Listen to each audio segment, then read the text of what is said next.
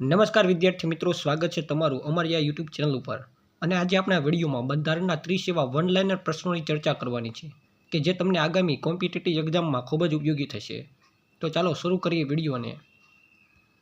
પહેલો પ્રશ્ન: બ્રિટિશ સરકાર દ્વારા ઈસ્ટ ઇન્ડિયા કંપનીના કાર્યોને નિયંત્રિત કરવા માટેનું પહેલું પગલું કયું હતું? તો નિયામક ધારો 1773. બીજો પ્રશ્ન: કયા કાયદા દ્વારા બંગાળના ગવર્નરને ગવર્નર જનરલ બનાવવામાં આવે છે? તો નિયામક ધારો 1773 દ્વારા. આગળ ત્રીજો પ્રશ્ન: બંગાળના પ્રથમ ગવર્નર જનરલ કોણ બને છે? તો વોરેન હોસ્ટિંગ બને છે. ચોથો પ્રશ્ન: નિયામક ધારો 1773 કઈ કંપનીને નિયંત્રિત કરવા માટે લાવવામાં આવ્યો? તો બ્રિટિશ ઈસ્ટ ઇન્ડિયા કંપનીને નિયંત્રિત કરવા માટે 1773નો કાયદો લાવવામાં આવ્યો હતો. આગળ પાંચમો પ્રશ્ન: નિયામક ધારો 1773 દ્વારા ગવર્નર જનરલનું મુખ્યાલય ક્યાં નક્કી કરાયું? તો કલકત્તામાં નક્કી કરાયું હતું. છઠ્ઠો પ્રશ્ન: નિયામક ધારો 1773 હેઠળ ગવર્નર જનરલને કેટલા સભ્યોની કાઉન્સિલ આપવામાં આવી? 4 સભ્યોની. સાતમો પ્રશ્ન: નિયામક ધારો 1773 હેઠળ કઈ અદાલતની સ્થાપના થઈ? સુપ્રીમ કોર્ટ, કલકત્તાની. નિયામક ધારો 1773 હેઠળ સ્થાપિત સુપ્રીમ કોર્ટના પ્રથમ ચીફ જસ્ટિસ કોણ હતા? તો સર એલિજા ઇમ્પે. નવમો પ્રશ્ન: નિયામક ધારો 1773નું મુખ્ય ઉદ્દેશ્ય શું હતું? તો ઈસ્ટ ઇન્ડિયા કંપની પર બ્રિટિશ સંસદનું નિયંત્રણ સ્થાપિત કરવું. 10મો પ્રશ્ન: નિયામક ધારો કઈ સદીમાં પાસ થયો? 18મી સદીમાં. 11મો પ્રશ્ન: નિયામક ધારો 1773ના અમલથી કયો પ્રદેશ ગવર્નર જનરલના નિયંત્રણ હેઠળ આવ્યો? તો બંગાળ, બોમ્બે અને મદ્રાસ. આ 3 પ્રદેશો ગવર્નર જનરલના નિયંત્રણ હેઠળ આવે છે. 12મો પ્રશ્ન: ઈસ્ટ ઇન્ડિયા એક્ટ કયા વર્ષમાં પસાર થયો? તો 1784માં. 13મો પ્રશ્ન: ઈસ્ટ ઇન્ડિયા એક્ટ કોના નામ પરથી ઓળખાય છે? તો વિલિયમ પીટ ધ યંગરના નામ પરથી આ કાયદાને ઓળખવામાં આવ્યો છે. 14મો પ્રશ્ન: ઈસ્ટ ઇન્ડિયા એક્ટ દ્વારા કઈ નવી સંસ્થા રચાઈ? તો બોર્ડ ઓફ કંટ્રોલ. 15મો પ્રશ્ન: બોર્ડ ઓફ કંટ્રોલમાં કુલ કેટલા સભ્યો હતા? તો 5 સભ્યો હતા. 16મો પ્રશ્ન: ઈસ્ટ ઇન્ડિયા એક્ટ દ્વારા કઈ પ્રકારની શાસન પદ્ધતિ સ્થાપિત થઈ?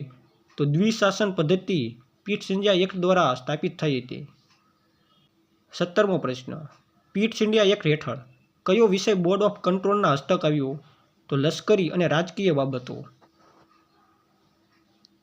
18મો પ્રશ્ન: ઈસ્ટ ઇન્ડિયા એક્ટ કોના અધિનિયમને સુધારવા માટે લાવવામાં આવ્યો હતો?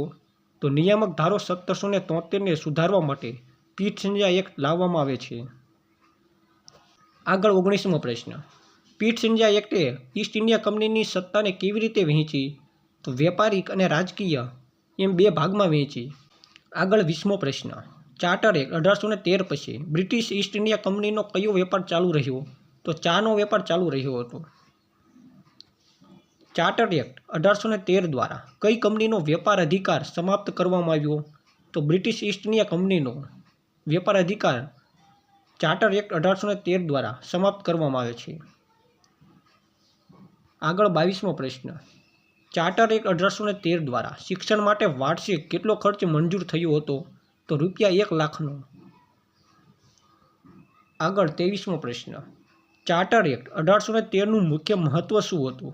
તો શિક્ષણ માટે નાણાંની જોગવાઈ કરવી. 24મો પ્રશ્ન: ચાર્ટર એક્ટ 1813 દ્વારા કઈ પ્રવૃત્તિને ભારત આવવાની મંજૂરી મળી? તો મિશનરીઓને ભારત આવવાની મંજૂરી ચાર્ટર એક્ટ 1813 દ્વારા મળી હતી. 25મો પ્રશ્ન: ચાર્ટર એક્ટ 1813 કયા ક્ષેત્રમાં નવા યુગની શરૂઆત દર્શાવે છે? તો શિક્ષણ ક્ષેત્રમાં નવા યુગની શરૂઆત દર્શાવે છે. આગળ 26મો પ્રશ્ન: ચાર્ટર એક્ટ 1833 કોના સમયમાં પસાર થયો હતો? તો લોર્ડ વિલિયમ બેન્ટિંગના સમયમાં.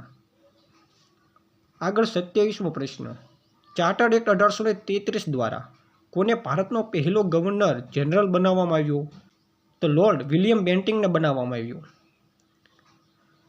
28મો પ્રશ્ન: ચાર્ટર એક્ટ 1833 પછી ગવર્નર જનરલની ઉપાધિ શું બની?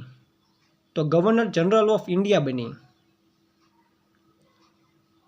29મો પ્રશ્ન, ચાર્ટર એક્ટ 1833 દ્વારા કઈ કંપનીના વ્યાપારિક અધિકારો સમાપ્ત થયા? ઈસ્ટ ઇન્ડિયા કંપનીના વ્યાપારિક અધિકારો સમાપ્ત થયા.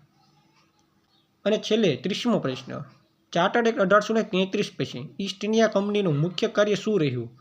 તો વહીવટ. તો મિત્રો આ હતા બંધારણના 30 એવા મોસ્ટ આઈએમપી પ્રશ્નો કે જે તમને આગળ કોમ્પિટિટિવ એક્ઝામમાં ખૂબ જ ઉપયોગી થવાના છે. અને આવા જ આપણે મોસ્ટ આઈએમપી કુલ 1299 પ્રશ્નો બનાવ્યા છે. અને જો તમારે બંધારણના 1299 પ્રશ્નોની પીડીએફ મેળવવી હોય તો નીચે આપેલા વોટ્સઅપ નંબર પર મેસેજ કરો.